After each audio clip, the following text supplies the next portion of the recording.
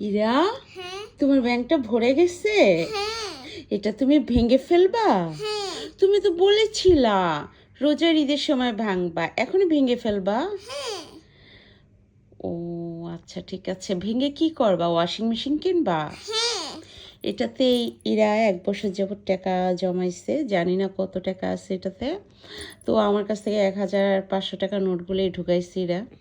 তো যেহেতু শীতে কাপড় ধুতে অনেক কষ্ট, তাই এরা বলতেছি এরার জমানো টাকা দিয়ে আমাকে একটা ওয়াশিং মেশিন কিনে দিবে। তো দেখি ওয়াশিং মেশিন কেনার টাকা এটার ভিতরে হয় নাকি।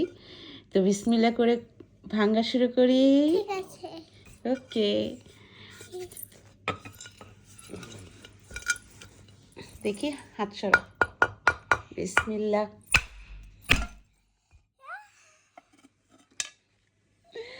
আল্লাহ, জানি না এখানে কত টাকা। ওয়াও! দেখি কত টাকা, গড়লে বোঝা যাবে। ইরা, ওয়াশিং মেশিন কিনতে পারবো? দেখি হাত সরা। তো অনেক টাকা, মাশাল্লাহ, অনেক টাকা। দেখি এখানে কত টাকা হয়েছে।